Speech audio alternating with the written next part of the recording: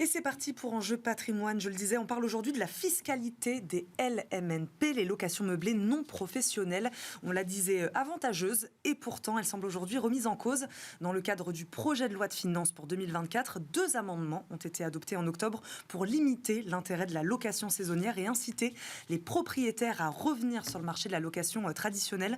On en parle aujourd'hui avec Aïda Kamoun, avocate fiscaliste chez Villaret Avocats. Bonjour Aïda. Bonjour. Merci beaucoup de nous accompagner aujourd'hui. Thierry Vignal nous accompagne également, cofondateur de Mastéos, un service d'investissement locatif. Bonjour Thierry. Bonjour. Merci beaucoup à tous les deux d'être là. Aïda Kamoun, pourquoi elle a longtemps été prisée par les investisseurs immobiliers, cette location meublée non professionnelle ?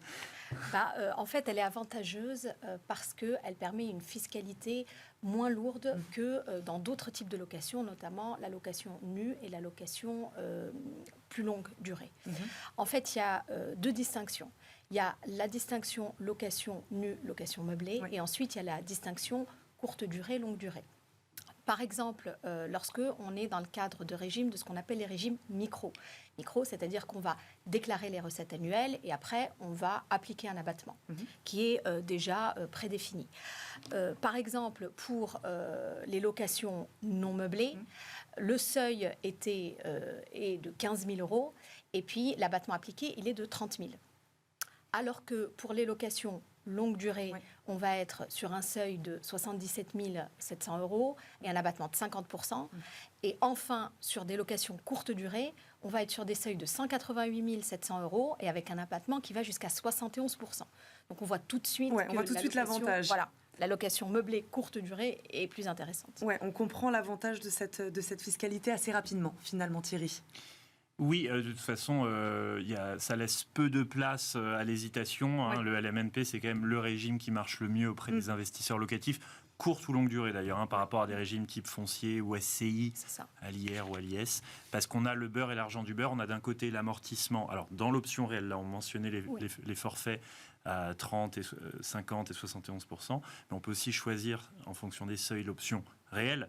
Et sur l'option réelle, on pratique l'amortissement qui permet d'écraser, parce que c'est une matière déductible qui vient écraser le revenu locatif jusqu'à l'annuler. Et donc on paye en tout cas pas d'impôts ou très peu, alors qu'on génère du revenu locatif. Et c'est pas repris en sortie. Et c'est ça, la magie du LMNP, c'est que d'un côté, on a une défiscalisation des revenus et jusqu'à ce que ça soit remis en cause, c'est pas repris à la sortie. Voilà.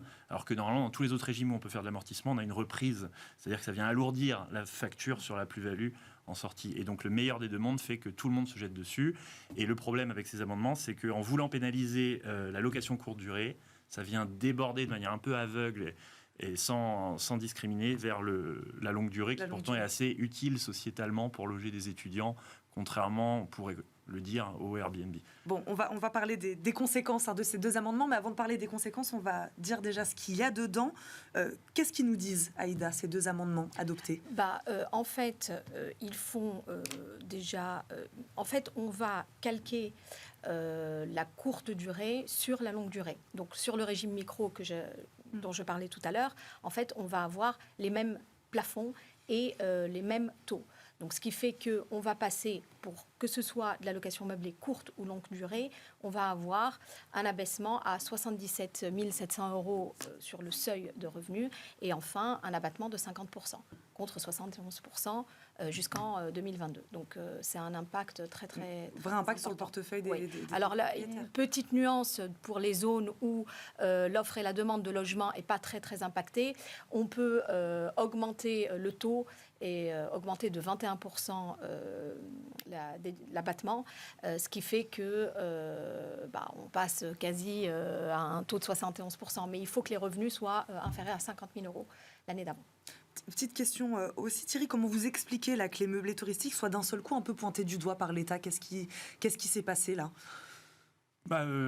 Politiquement, c'est vrai que ça n'apporte pas grand-chose en fait à la société d'enrichir des bailleurs touristiques qui profitent de l'effet Jeux Olympiques. Donc, à la limite, ça en fait une cible facile. Pourquoi pas ?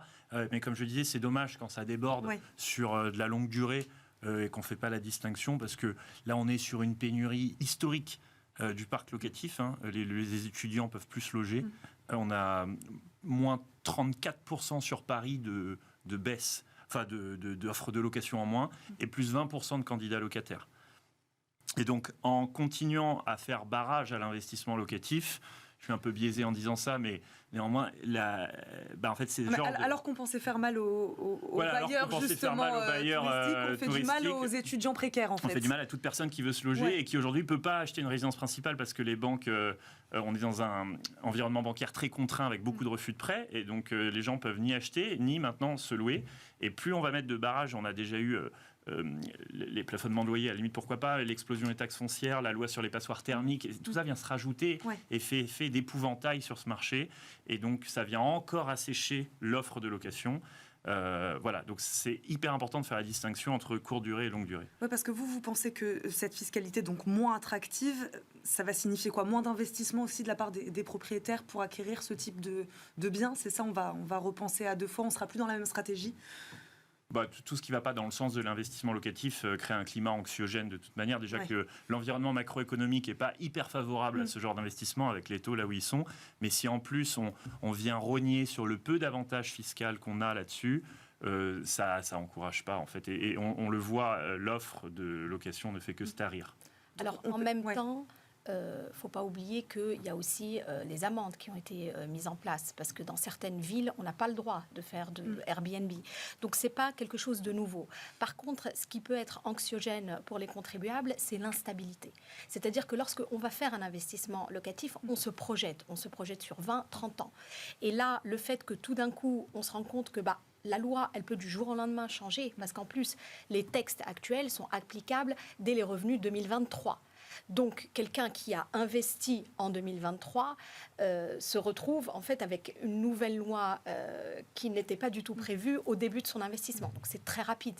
Donc, c'est plutôt le côté instable et qu'on se rend compte qu'on peut changer très rapidement ces régimes qui est plutôt anxiogène. Parce que le texte en soi a été, entre parenthèses, un peu limité. On aurait pu aller beaucoup plus loin. Parce que, comme vous le rappeliez tout à l'heure, effectivement, l'amortissement n'est pas récupéré à la sortie. Et là, il y avait des amendements qui étaient proposés en ce sens-là, de réintégrer les amendements au moment de la cession du bien. Et là, ça n'a pas été jusque-là. Donc c'est plus l'instabilité, le fait que du jour au lendemain tout puisse changer, que vraiment cet amendement qui a été voté, qui est passé avec cette loi de finances. Mais donc on pénalise là un peu plus largement finalement le marché de l'immobilier, Aïda ?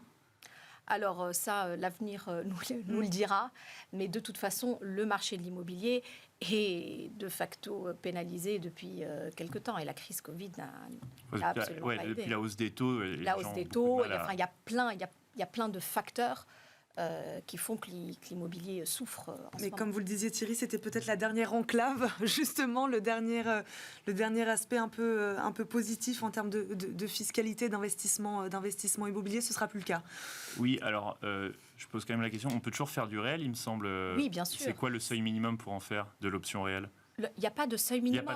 En fait, soit on opte pour le micro parce qu'on est en dessous du seuil de 77 700 €. Et dans ce cas, c'est plus facile. C'est juste, on déclare les revenus qu'on a, on applique l'abattement de 50%. Donc on peut faire du réel. Tant qu'on peut faire du réel. Et on peut faire du réel. C'est pour ça que je vous dis, l'impact, il est minime de cet amendement. On peut continuer de faire du réel, bénéficier des amortissements sur le réel. C'est ça. On aurait eu beaucoup plus peur si l'amendement sur la reprise des amortissements en sortie était passé. Mais là, n'est pas passé. Il me semble, il n'est pas passé, donc on souffle un peu.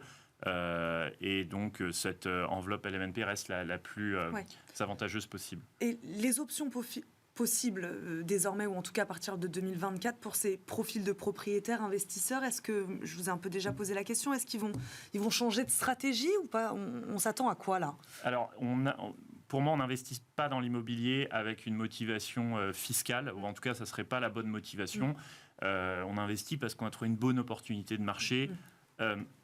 Est-ce qu'il y en a encore ? Oui, en revanche, il faut sortir un peu des sentiers battus. Déjà, on est sur un marché qui est très baissier.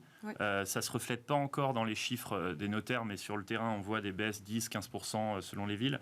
Et donc, il faut profiter de ce marché baissier pour négocier agressivement à l'achat, ce qui permet de faire des bonnes affaires, qui viennent un peu faire oublier le montant des mensualités avec les taux, qui sont temporaires, parce qu'on peut toujours renégocier son crédit à la baisse, alors que notre prix d'achat, il est éternel. Donc, il faut profiter de cette situation pour être agressif en négo, et aller voir des villes qui ont moins subi la volatilité du marché. Il y a plein de villes moyennes qui sont hyper intéressantes, rentables, accessibles, avec une forte demande, des revenus par habitant élevés. Je pense à des villes qui sont, c'est pas Lyon, Bordeaux, Paris, mais si on va du côté de Angoulême, de Colmar, de Albi, Cholet, Montauban, ces petites villes qui ont des très bons fondamentaux, qui sont un peu oubliées. Votre stratégie, c'est ce que vous allez recommander chez Mastéos. Ouais.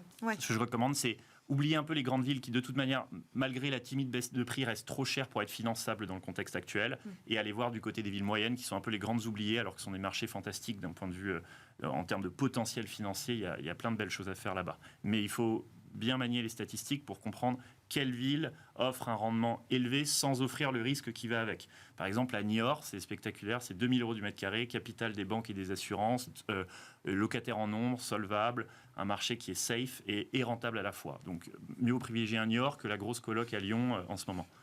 Aïda Kamoun, vous êtes d'accord avec ça? Il faut peut-être dériver sur d'autres villes, finalement.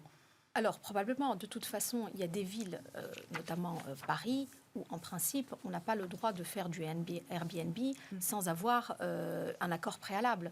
Donc, de toute façon, ce type de location n'est pas adapté aux grandes villes que vous citiez. J'étais sur la longue durée, mais ça marche aussi pour la courte durée. En tout cas, pour la courte durée. Et aujourd'hui, ce qui est impacté dans la fiscalité, c'est la courte durée. La longue durée, il n'y a rien qui a bougé, en fait. C'est juste... À part l'abattement qui... Non, c'est juste la courte durée qui est impactée. Oui. Parce que, en fait, l'abattement de la courte durée est le même aujourd'hui que celui de la longue durée. Donc, ça ne change rien. C'est ça ce qu'il faut retenir. Pour résumer, Aïda Kamoun, coup dur ou pas coup dur pour ces propriétaires, quand même? Moyen, coup dur. C'est-à-dire que moi, la seule chose, c'est effectivement, comme je vous l'ai dit, c'est plutôt le côté instable où, voilà, on se rend compte que ça peut changer et qu'un investissement fait aujourd'hui, en tout cas, comme vous le disiez justement, on n'investisse pas uniquement pour des raisons fiscales. Il y a effectivement l'opportunité du projet. Et on se dit que potentiellement les règles peuvent changer. Voilà, on se dit potentiellement du jour au lendemain, ça peut changer. Merci beaucoup à tous les deux d'être venus nous voir aujourd'hui, d'avoir parlé de fiscalité des LMNP.